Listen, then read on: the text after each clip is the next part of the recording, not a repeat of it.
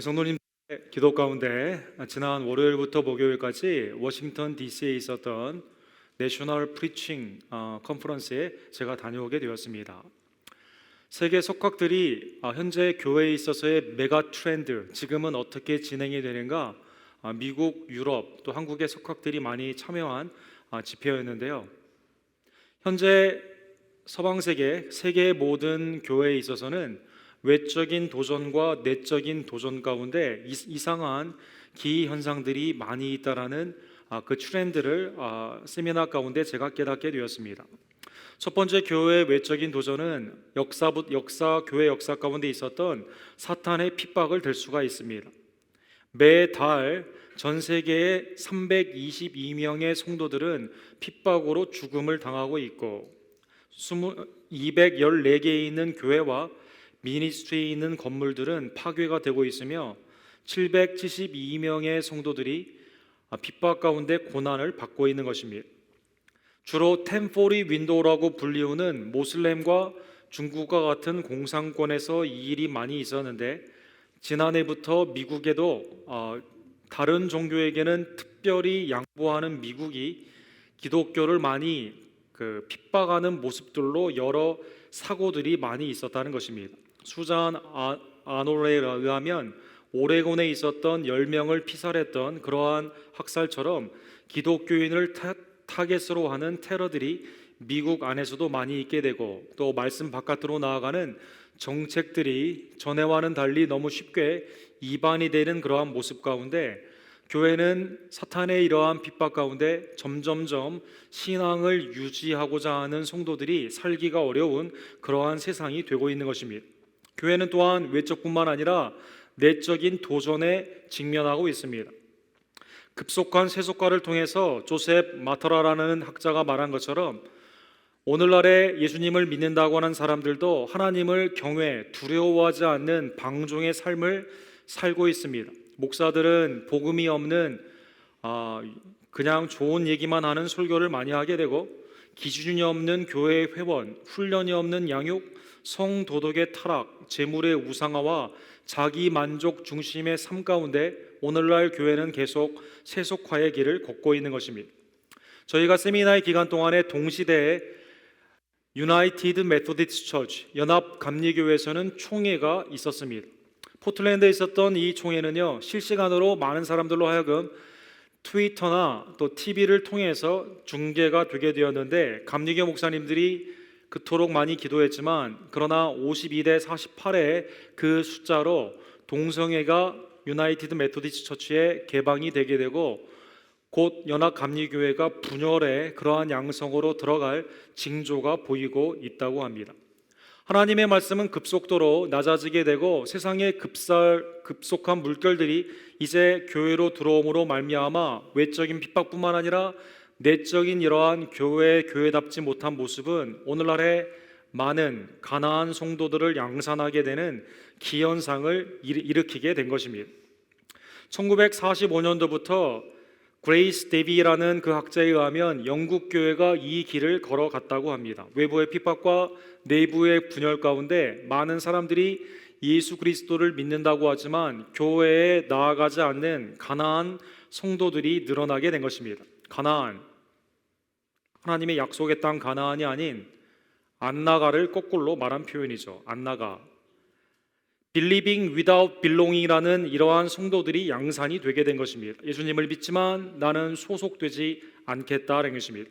강사로 오셨던 양희승 청출 아카데미의 대표는요, 가나안 성도 교회 밖 신앙이라는 그것을 통해서 교회에 소속이 없는 그러한 성도들이 많이 늘어나고 있다는 것입니다. 예를 들면 한국의 2013년 개신교 통계를 보게 되면 교회 통계는 1200만 정도의 성도를 갖고 있다라고 말을 하지만 실제 통계청에 의하면 860만 밖에 되지 않는다라고 합니다. 미국의 경우는 이 통계가 바뀌게 됩니다.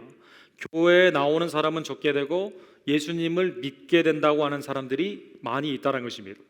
두 통계에 보게 되면 어찌됐든 간에 교회에 적을 둔 사람과 실제로 예수님을 믿는 사람들 간에 막대한 갭이 생기게 되는 것입니다. 지교에 대한 실증, 부담 없는 자기 신의 신앙, 헌신을 강요로 생각하는 잘못된 모습들, 그리고 교회의 여러 가지 실망스러운 모습 가운데 가나안 성도들이 외적인 핍박뿐만 아니라 내적인 분열의 양상 가운데 오늘날 막대히 양상되고 있는 것입니다. 이것은 미주 이민 사회의 뚜렷한 증세로 나타나고 있습니다. 멀리 큰 도시들뿐만 아니라 우리 휴스턴에서도 예수님을 믿고 있다고 하지만 교회에 다니지 않는 그러한 사람들이 많이 있는 것이죠.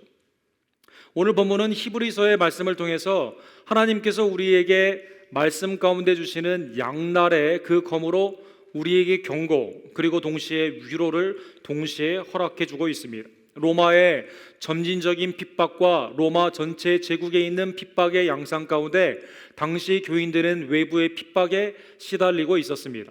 예수님을 믿는다는 그 자체가 유대인의 핍박, 로마의 핍박 가운데 매우 힘든 그러한 모습이었던 것입니다. 교회는 점점점 지하 굴로 들어가야 되는 어려운 모습들 가운데 과연 이 길이 맞는 것인가, 그 안에 신앙 가운데 흔들리는 수많은 사람들이 있었다는 것입니다.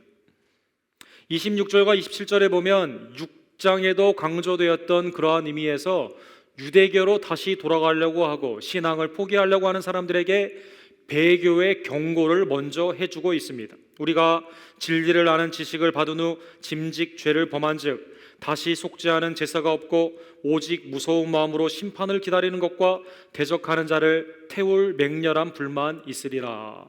예수 그리스도의 십자가의 보혈로 구원을 받았다고 생각하고 있는데 다시 옛 종교인 구약의 유대교로 돌아가려고 하게 된다면 그것은 맹렬한 불, 지옥을 의미하는 하나님의 무서운 심판이 기다리고 있다는 것입니다. 참 성도는 그러면 배교할 수 있을까요? 우리에게 그런 염려가 생기게 되고 나도 그러면 과연 기독교를 포기하고 신앙을 포기하는 거 아닌가라는 생각을 해볼 수가 있습니다. 성경에는 참믿음, saving faith는 하나님의 견인의 역사 가운데 천국에 이른다라고 가르쳐주고 있습니다. 성령이 우리 가운데 계시기에 떠나시지 않고 영원 가운데 계신 성령 가운데 우리는 천국 영원한 백성으로 구원을 받게 된 것입니다. 그러면 본문에 있는 그 말씀을 경고의 대상으로 받는 자들은 누구일까요? 당시 유대교로 돌아가려고 하며 외형적인 건물에 또 문화 가운데는 있었지만 믿음 안에 있는 것 같지만 실제로는 구원받지 못한 그러한 사람들을 의미한다는 것입니다. 이러한 배교는 하나님의 무서운 심판을 받게 됩니다.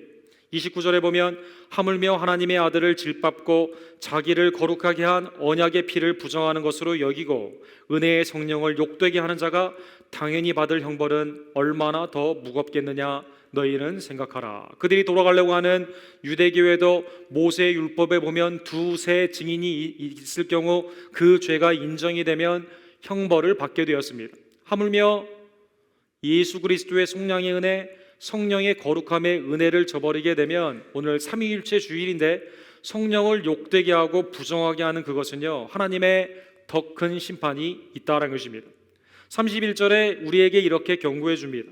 살아계신 하나님의 손에 빠져들어가는 것이 무서울진저. 세상을 두려워하고 유대교를 두려워하고 그리고 불신 가운데 나아가는 그 모습 가운데 나의 삶을 염려하는 삶으로 신앙을 포기하게 되면 더 큰 심판이 기다리게 되는데 그 심판주는 곧 무서운 심판을 내리시는 하나님이시다는 것입니다. 우리의 몸을 죽일 수 있는 자를 두려워하지 말고 몸과 영을 죽이는 자를 두려워하라는 예수님의 말씀처럼 하나님은 우리에게 영벌을 처할 수 있는 권한을 가지신 심판주이기 때문에 하나님을 저버리게 되면 더 큰 심판이 너희에게 있다는 것입니다. 오늘 본문의 말씀은 모세의 마지막 설교가 있었던 느보에서 모세가 하나님께 찬양으로 올려드렸던 Song of Moses, 모세의 노래를 인용한 부분입니다. 신명기 32장 35절과 36절에 보면 모세가 죽기 전에 느보산에서 이스라엘 백성들에게 경고를 합니다. 너희의 조상들처럼 너희도 하나님을 저버리고 우상에게 가게 되면 하나님이 자기 백성이다 하더라도 심판하신다라는 것입니다. 그들이 실족할 그때에 내가 보복하리라. 그들의 환난 날이 가까우니 그들에게 닥칠 그 일이 속히 오리로다. 참으로 여호와께서는 자기 백성을 판단하시며 실족하고 믿음을 저버리게 되면 하나님은 판단하시는 것입니다. 그런데 이 말씀 가운데 긍휼과 자비가 있습니다. 그 종들을 불쌍히 여기시리니 곧 그들의 무력함과 갇힌 자나 노인자가 없음을 보시는 때이로다. 그의 종, 즉 순종하는 자에게는 하나님께서 자비와 긍휼로 구원하여 주신다라는 것입니다. 교회에 다 구원받았다라고 생각하고 있었던 사람들에게 그 믿음이 참 믿음인지를 다시 한번 점검해 보라라는 것입니다. 지난주에 우리가 말씀해 본 것처럼 개인으로 우리가 구원을 받지만 개인의 믿음은 공동체로 나타나게 되어 있습니다. 하나님이 뿌린 그 복음의 씨앗이 반드시 열매로 알게 되게 된다라는 것입니다. 지옥을 두려워하지 않는다면 우리는 구원의 은총을 감사하지 않을 것입니다. 타버네클 교회의 찰스 스퍼전 목사님은 그의 설교를 통해 이렇게 말씀하셨습니다.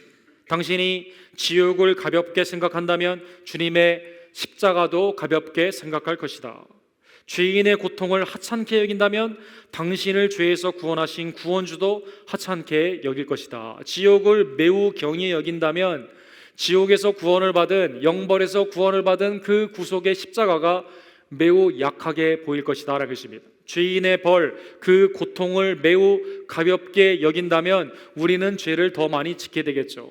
하나님의 그 구원하시는 은총에 더욱더 감사하지 못하게 된다라는 것입니다.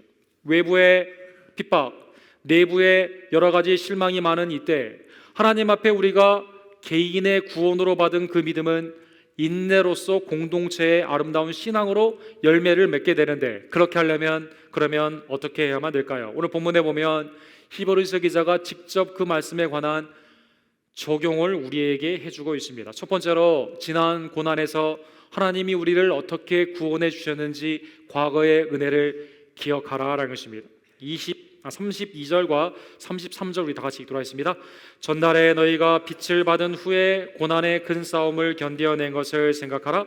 혹은 비방과 환난으로서 사람에게 구경거리가 되고 혹은 이런 형편에 있는 자들과 사귀는 자가 되었으니, 전에 흑암에 있었던 우리들이 빛이 있으라 창조하신 그 하나님께서 고린도후서 4장처럼 빛으로 우리를 구원하여 주셨습니다. 여러분과 저는 하나님의 빛의 자녀가 되게 된 것입니다. 어두움의 죄에 있었던 우리의 인생이 빛에 있다 보니 흑암의 권세, 공중 권세를 잡은 자들과 우리는 영적인 전쟁, 스피리추얼 워페어를 하게 되는 것이죠.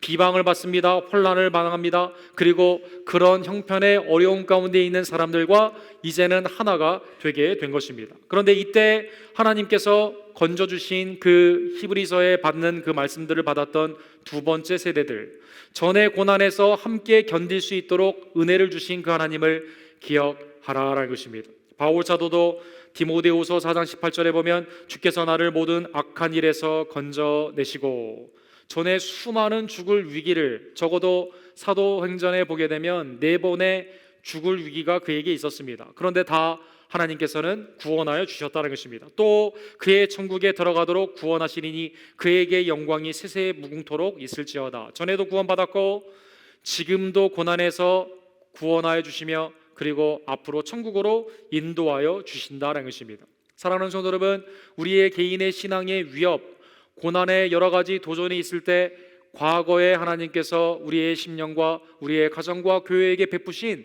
그 은혜를 기억하며 하나님의 그 고난 가운데서 역사하시는 그 놀라운 은혜를 다시 한번 감사하고 현재의 고난을 믿음으로 이기는 우리 모든 성도님들 되기를 주님의 이름으로 간절히 축원합니다.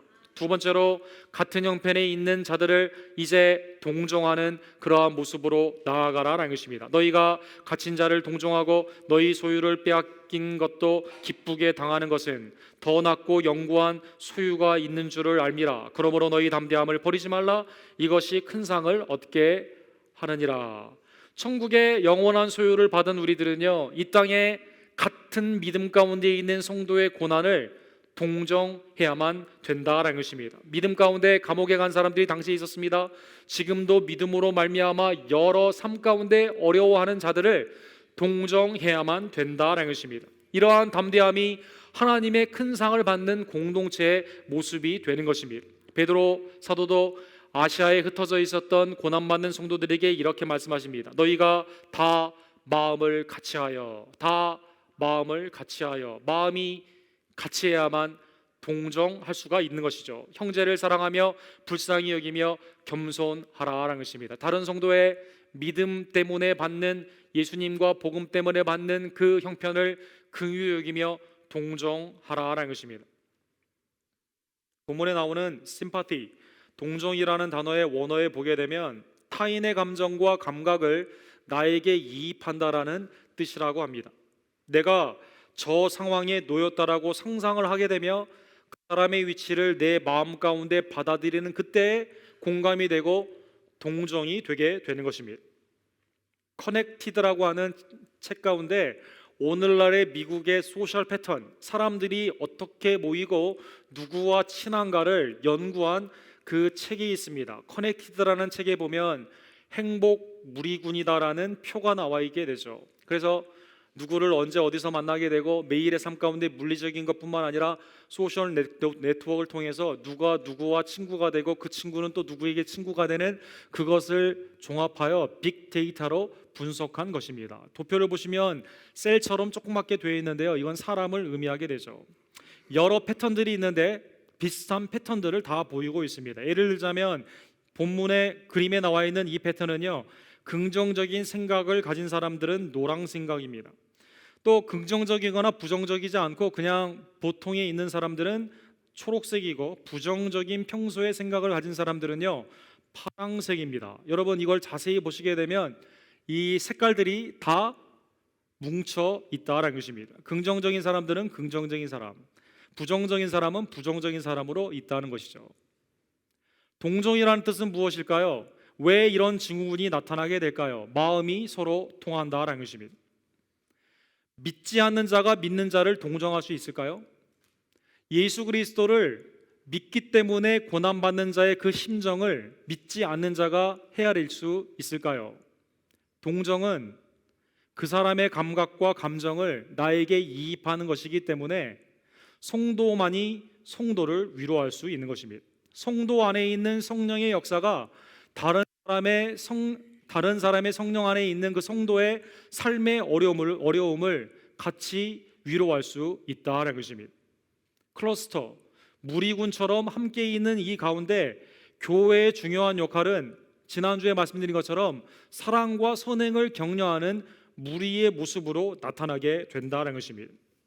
환난 가운데, 삶 가운데 신앙의 위협을 받는 이때 배교하지 않고 신실한 믿음으로 나아가는 거기에는 성도 가운데 동정의 역사가 있어야만 된다는 것입니다. 세 번째, 여러분과 저는 주님의 재림을, 임박한 재림 앞에 있음을 깨닫고 현재 있는 그 고난이 영원한 것이 아니며 잠시임을 깨달으며 인내해야만 되는 것입니다. 36절과 37절 우리 다 같이 읽도록 하겠습니다. 너희에게 인내가 필요함은 너희가 하나님의 뜻을 행한 후에 약속하신 것을 받기 위함이라. 잠시 잠깐 후면 오실 이가 오시리니 지체하지 아니하시리라. 주님이 오시는 그날이 임박했다는 것입니다. 그리고 나의 삶이 안개와 같은 삶 가운데 내일 일을 알지 못하기 때문에요, 주님이 언제 어디서 나를 부르실지 모른다는 것입니다. 이러한 임박성 가운데 있는 여러분과 저에게 필요한 것이 뭐냐? 인내다라는 것입니다. 인내다. 스테잉 파워가 있어야 되는 것입니다. 이 땅이 아닌 천국의 영원한 소유, 그리고 그 땅에서 오시는 예수 그리스도의 그 임박한 재림을 앞에 두며 우리는 인내해야만 되는 것입니다. 주님은 계시록 22장 12절에 보면 내가 속히 온다라고 말씀하여 주시게 되는 것이죠.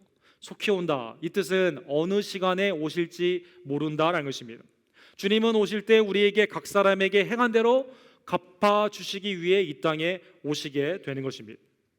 사랑하는 성도 여러분, 우리의 신앙은 인내 가운데 주님 안에 머물러야만 되는 것입니다. 포도나무이신 예수 그리스도가 우리의 가지에게 생명과 근원이 되심을 깨닫고 그 안에 머물러야만 풍성한 열매로 하나님께 영광을 돌리며 주님의 제자됨의 삶으로 주님 앞에 증거되게 되는 것입니다. 놀라운 것은 주님께서 우리를 먼저 동정하시며 먼저 사랑하시며 우리를 위해 십자가에 못 박혀 죽으셨다는 것입니다. 이것이 곧 복음이며 우리가 같은 성도와 함께 인내하며 동정할 수 있는 새 힘이 되는 것입니다. 예수께서 우리를 위하여 죽으사 우리로 하여금 깨어 있든지 자든지 자기와 함께 살게 하려 하였느니라. 흑암에 있었던 우리들이 그리스도로 말미암아 구원받는 그것은 그리스도의 공로로 되는 것입니다. 그리스도께서 우리를 위해 죽으시고 부활하심으로 말미암아 연합되는 믿음 가운데 지금도 자나 깨나 우리를 위해 역사하고 계시는 것입니다. 주님께서는 또한 베드로전서 2장 21절에 보면 우리에게 고난의 발자취를 직접 본으로 보여주신 것입니다. 하늘 보좌를 버리시고 이 땅에 자기를 비워 십자가를 지신 예수님이 우리의 구원주라면 우리도 그 구원주를 쫓는 데에는 나 자신을 부인하며 수많은 사탄의 미혹과 핍박이 있다 하더라도 나의 십자가를 지고 주님을 쫓아야만 되는 것입니다. 죄인을 위해 고난받으신 예수 그리스도가 곧 우리에게 인내하는 믿음을 주는 그 근원이 되는 것입니다. 또한 주님께서는 여러분과 저에게요 후퇴하는 믿음을 주신 것이 아니라 전진하는 믿음을 선물로 주시게 된 것입니다. 나의 의인은 믿음으로 말미암아 살리라. 하박국 2장 4절 보라 그의 마음은 교만하며 그 속에서 정직하지 못하나 의인은 그의 믿음으로 말미암아 살리라. 죄인은 교만 그 마음 가운데 정직하지 않은 것이 있지만 의인은 오직 믿음으로 말미암아 사는 것입니다. 원래 문법적으로 따지면 이렇게 돼야 됩니다. 죄인은 그의 마음이 교만하며 그 속에 정직하지 못하나 의인은 겸손하며 정직함으로 말미암아 살리라라고 나와 있어야 되는데 모든 죄인인 여러분과 제가 하나님 앞에 우리의 의의를 드러날 만한 의의가 없습니다. 그래서 믿음으로 말미암아 살게 되는 것입니다. 뒤로 물러가면 내 마음이 그를 기뻐하지 아니하리라 하셨느니라. 우리는 뒤로 물러가 멸망할 자가 아니요 오직 영혼을 구원함에 이르는 믿음을 가진 자니라. 주님은 여러분과 저에게 선물로 믿음을 주셨습니다. 이 믿음은요 쓰라고 주신 것이다라는 것입니다. 매일의 선택의 순간, 매일의 생각의 순간, 매일의 내가 주님 앞에 나아가야 되느냐 말아야 되느냐라는 선택의 순간에 주님이 주신 이 선물을 쓰라라는 것입니다. 믿음은 역동적이며 뒤로 물러가 멸망, 침륜에 빠지는 것이 아닌 앞으로 나아가게 되며 그 가운데 영광에 이르게 되는 구원에 이르게 되는 전진하는 신앙이다라는 것입니다. 오늘 본문에 보면 물러간다, 이른다라는 이 뜻은 당시에 경주에 쓰였던 마라톤에 쓰였던 단어라고 합니다. 여러분 마라톤 경기를 보시면 뛰시는 분 있습니까? 뒤로 42.195km를 뒤로 뛸 수 있습니까?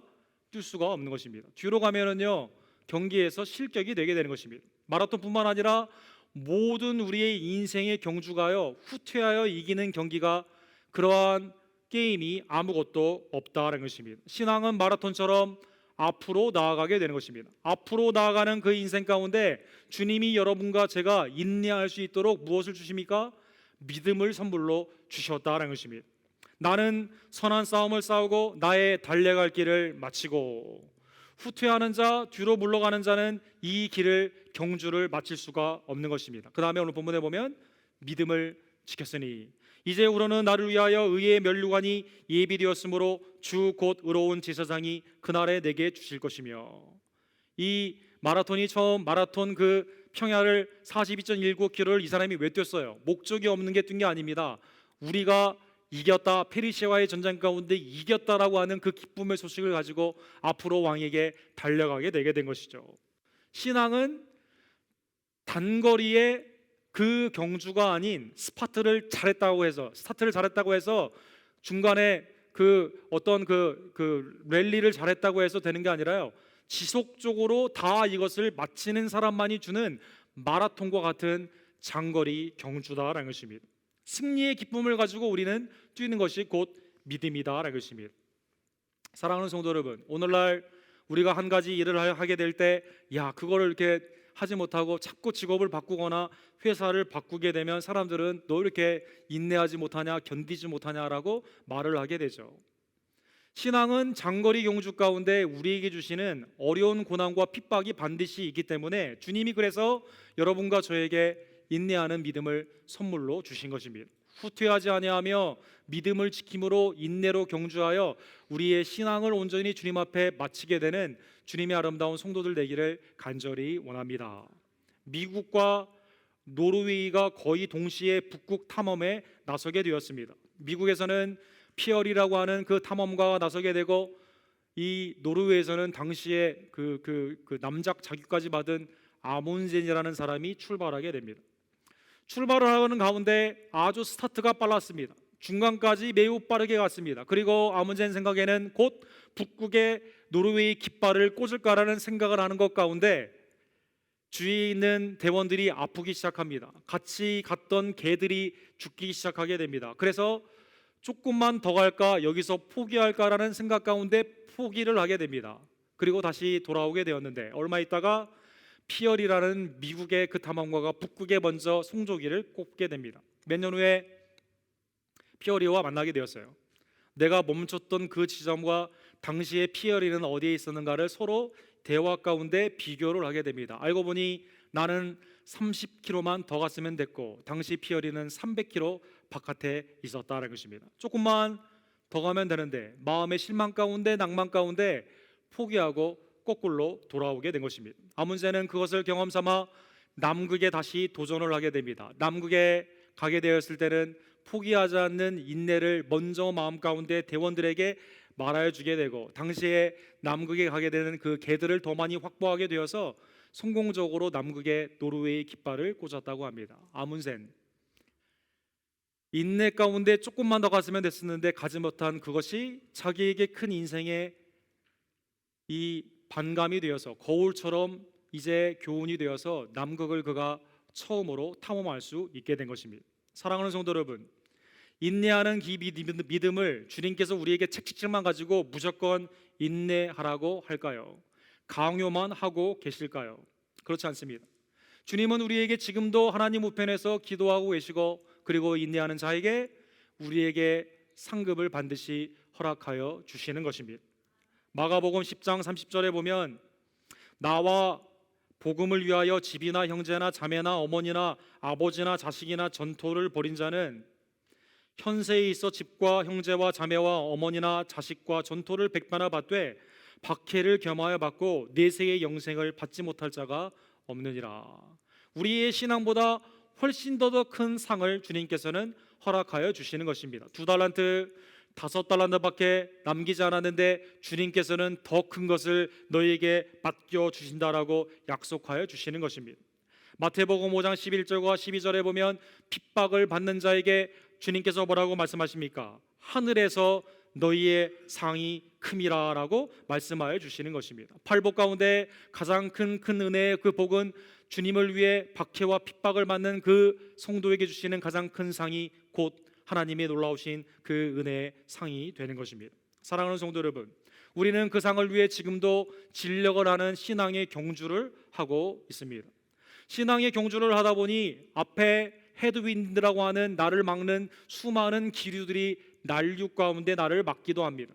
주위에 있는 사람들이 왜 이걸 뛰느냐라는 질문을 하게 됩니다. 나도 달릴 힘이 없을 때가 많이 있다는 것입니다. 그러나 주님께서는 성령 안에서 여러분과 저에게 믿음을 선물로 주시고 그 가운데 그 믿음으로 인내하며 앞으로 나아가라라고, 믿음의 경주 가운데 달려가라라고 지금도 우리를 위해 기도하고 계시는 것입니다. 그 일을 위해 교회를 세워주시며 서로 사랑과 선행을 격려하며 동정하며 기도하라라고 교회 공동체를 세워주신 것입니다. 외부의 핍박, 내부의 어려움 가운데 있는 교회의 오늘날의 모습을 통해 우리가 온전히 달려갈 길은 살 길이신 예수 그리스도밖에 없는 것입니다. 믿음의 주여 온전케 하시는 예수 그리스도를 함께 우리가 바라보며 달려가지 않으면 우리는 결국 멸망 침륜에 빠지게 되는 것입니다. 사랑하는 성도 여러분, 서머나 초대교회 계시록 2장에 나와 있는 아름다운 교회가 있습니다. 우리 교회 선교회 이름이기도 하죠. 거기에 보게 되면 초대교회에 있어서 큰 어르신 목사님이 한 분 계셨습니다. 그의 이름은 폴리캅입니다. 폴리캅은 69년부터 155년까지 그 교회에 담임을 했습니다.